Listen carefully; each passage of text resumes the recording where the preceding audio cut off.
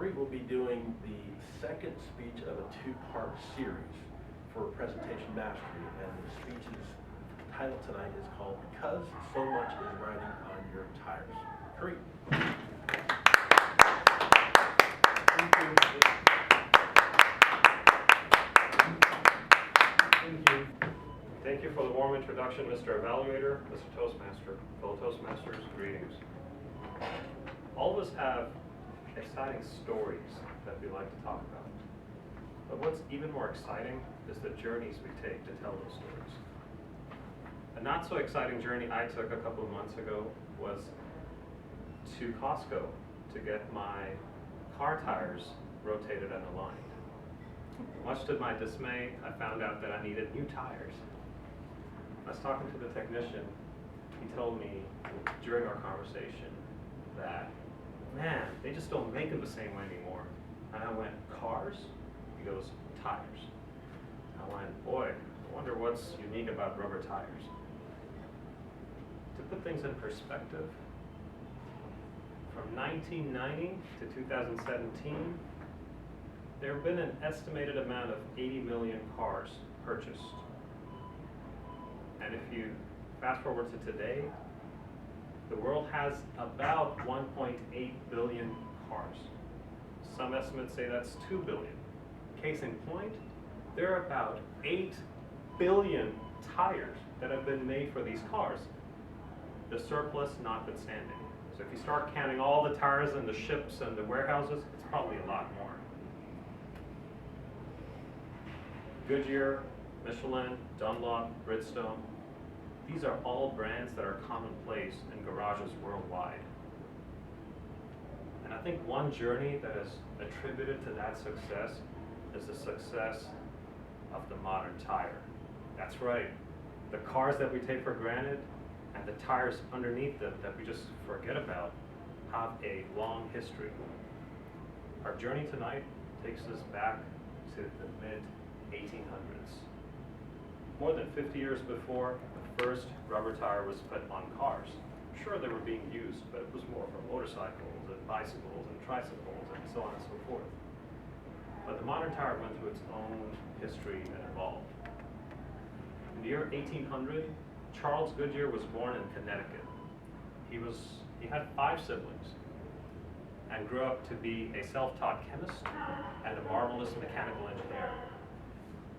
Now, Goodyear is also credited with inventing the process of vulcanization. Vulcanization is essentially heating and treating rubber so that it's A, waterproof and winterized while it maintains its elasticity. You don't want to be riding your tires during winter and then them breaking, right? So that's what vulcanization does for rubber, for industrialized rubber. If that sounds easy, it's far from the truth.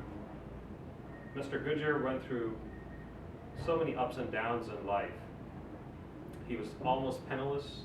He almost died while doing this experimentation, and he was taken to court numerous times over the invention of vulcanization, and he won.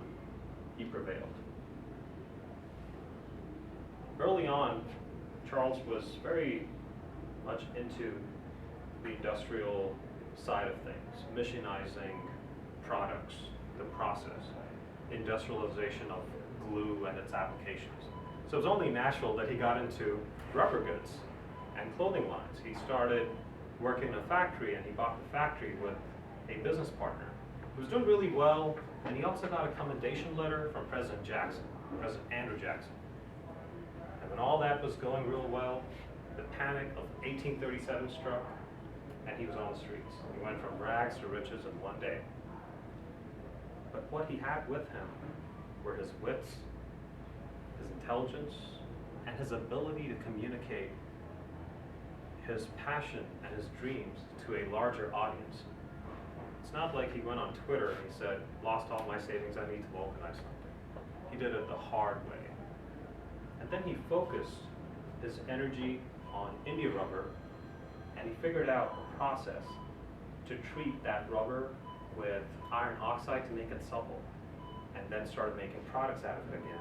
That was profitable, and he patented that technology, and he sold it to a company, and he put that money back into R&D. Sounds good, right? Well, he almost died right after, because he started inhaling all these poisonous gases in his lab, all the lead oxide and everything else that he was subjecting himself to. But fast forward to 1844, and Mr. Goodyear wins his patent for vulcanization. And he gets that via accident. That's right. One fine day, he figured out that if you combine sulfur and rubber under the right conditions over a hot stove, you vulcanize rubber. And that's how Charles Goodyear got into the history books. While we take a moment today to acknowledge this American inventor and appreciate his zeal, we should also think about the fact that there's a whole lot that's riding on your tires. The next time you think about a small idea, be passionate about it, because that in turn fuels the best inventions. Thank you so much for the privilege of your time and attention.